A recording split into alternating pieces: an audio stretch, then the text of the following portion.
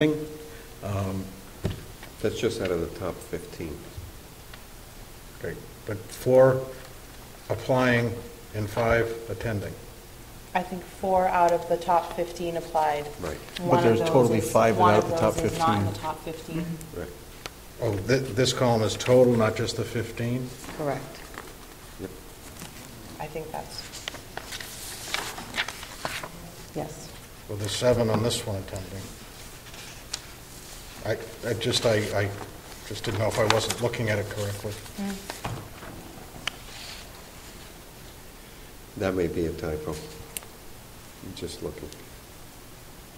Or maybe one of those that... Perhaps we changed had a their mind. recruit that didn't apply, but he or she may have chose to attend, but I just...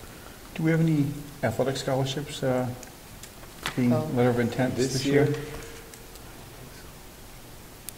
Off the top of my head, I'm going to say no. I don't believe so. I mean, there may be partial aid, but Sure. But not nothing like we like- did not But like not we had like we had last last year. year with Mr. Maderis and, Which And we Mr. had Fryer. almost full-time. oh, that's right, Mr. Fryer and all those others, yes. You know, sometimes you get them, sometimes you don't. Yeah.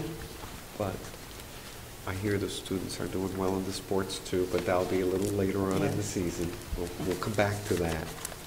Anybody have any other questions? No. Congratulations to all the Thank kids you. accepted, and good luck. Thank you. Very soon, they'll be walking across the stage on the... 18th, June 18th.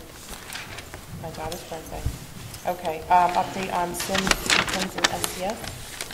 Sims, EPIMS, SES. I think Dr. Collins just likes to make me come up here. Yes, I do. You got a copy of the letter from the DESE that kind of indicates that our first round of data collection that, as you all know, we were a pilot district for last year is coming sort of to fruition in that we will be able to run reports based on student class schedule. Of course, at this point, Dr. Condon has already run all those reports, so we're hoping it gets better, but, you know, it's a step in the right direction. And then along with that, we're in our, June is right around the corner, so we get to do this all over again. It's kind of comical to listen to all the other districts who are doing it for the first time hit panic mode, as they should be. It's a big collection. And one of the things that eventually our hope is that the SIMS and EPIMS data would be easily accessible to not just the tech department, myself, but the principals and across the state. Hopefully, we'll be able to make comparisons across districts and that. But The next round is supposed to be for the teachers to be able to access their own student. Because of FERPA laws, we have to be careful with who has access, but that's supposed to be the next goal for the data warehouse, which if you've been watching the news is a Cognos product. So, just a little issue, political, and right. yeah. Does anybody have any questions or comments? No. No? I think you did a great job Thank you, implementing Beth. this. so Thank you. Thank you. Actually, Michelle Raposa is my partner in crime on that project. Update on monthly enrollment. As you can see, we're, over the course of the year, we do begin to get closer to our goals. We're at 94% pretty much for the month of April. We have pretty much the same enrollment. We're still, the enrollment is still around 1,800 students, which is a little bit south of where we were last year, but that's because we had one big class leave and another not so big class come into the system. So hopefully over the next few years they'll even out. Just wanted to let you know. Go ahead, Mike. In terms of the shift in enrollment, your comment somewhat indicates that there is not a trend downward, although From 2010 to 2011, there was 61 students less in total, but that has to do with class size more than a shift in students choosing to go elsewhere or less families in town. I think the biggest shift was the big class that left. However, we have other big classes running through the schools. The question is whether the incoming classes will be just as big, smaller, or not.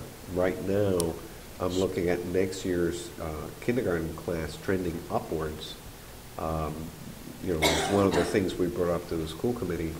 So when you take a look and you say, okay, if the kindergarten class is going to be big, we're talking about 150 students. We're thinking we're taking out about 111 students out of 12th grade. Then that means next year enrollment will go back up about 40 students. So I would say the trend right now is stable. I don't see any huge jumps up or down in any direction over the next few years. Everybody keeps talking about the railway station coming, but that's not going to happen for a while yet. So we won't see the effects of that unless people begin to anticipate that, or unless there's a big building boom. There's a couple of small developments that are still being worked on, but I have not heard from the town building department that they're moving, like 2-3 houses a month. That's not happening. So that would be the only concern that I would have, is if we started to see a lot of buildup or more people moving into the area because of more opportunities, economic opportunities, we could get stuck. But at this point, I just see differences in year-to-year enrollments, but overall the trend would be to stay more or less stable. Well, one comment I'll make is, as we're discussing shifts, I noticed a housing start off Main Road that turnkey within a month the house is up and running. So the builders are anxious to get started. So there is many permits that have been issued, and the builders are sitting waiting for people to buy. So we do have the capacity is capacity. there. Whether we fill it is a different question. And just the building permits have been issued. It's whether the houses actually get occupied. So I tend to look, if you look at the building permits, that's a 4 or 5 year out, maybe less. Again, it depends on the economic opportunities that people have. The closer some of these projects like the rail get to, past the next hurdle and the next hurdle, I think the more you'll see people beginning to think out a few years and say, well, if I'm there before they even get it done, I may be able to get a better price on the house, because then they're going to go. People try to speculate, but right now, for the next year or two, unless something changes drastically, I just see it more stable than anything else. Stable is always good. Thank you. I only, just a few comments. Looking at the attendance, grade 1 is significantly lower. Is there an issue that happened in grade 1, or is it vacation related, or? I'm just curious. I didn't ask about that. And I also, obviously the seniors probably are getting a little antsy here, but the freshmen I noticed too, where everybody else seems to be 93, 94, 95, 96s, and then you've got grade 9 at 90%, grade 12 probably getting antsy at 90%, but grade 1, the whole elementary school is 93 or above. Just curious if there was something, if there was a flu that went through or something, or if it was vacation related. Maybe parents took their kids on April vacation and left a couple days early. Just curious. I will ask, because I'm just curious don't know. more than anything. It just First seems a and little ninth. odd for the younger grades. Anybody have anything else? No, you picked up what I was going to say. So, thanks. Update on the green project. let me just make a note. Green projects. As people know we went to the town and asked for funding to be able to push ahead with the green projects, which would be the roof here, the roof at the Macomber School, a bank of windows, or several banks of windows here, and all the windows at the middle school. We do have a subcommittee meeting scheduled for tomorrow to try to get together with both the architect or the design engineers and the program administrators that we have for these projects. And they have come and they've taken a lot of samples. They actually drilled holes in the roofs to try to figure out what's the roof made of and different levels, because some layers are older than others. And they have sent them off to be tested in case there's any hazardous materials, so we know what we're up against when we start tearing up parts of the roof or the windows. Mostly looking at things like the binding agents, like the caulking, and some of the layers in between, probably some of the older layers of the roof. So hopefully tomorrow at that meeting we will get some feedback from the testing that has been done. Basically they send that off to a lab and they call us back and tell us what we have. And then we try to figure out how to deal with it and how to get rid of it in a way that's safe for the environment, safe for the students, and safe for the staff. They will go right into developing sketches and site plans or preliminary building plans for the roof and the windows, because in a week or two they have to go right to the MSBA to get them approved. Once those get approved, and again, this is why they were coming in to do all the site visits and all the sampling. Once they get approved, then we will get, hopefully, the letter from the MSBA, here's your contract. And once we're under contract with the MSBA, then they will be officially on the hook for the 52%, or whatever it was. Yeah, I think it was 46%. 46% for them. And hopefully at that point we'll be moving. The one thing, and I know I kind of talked a little bit about it, is we have a plan going out in terms of what it would look like. And their biggest issue is the windows.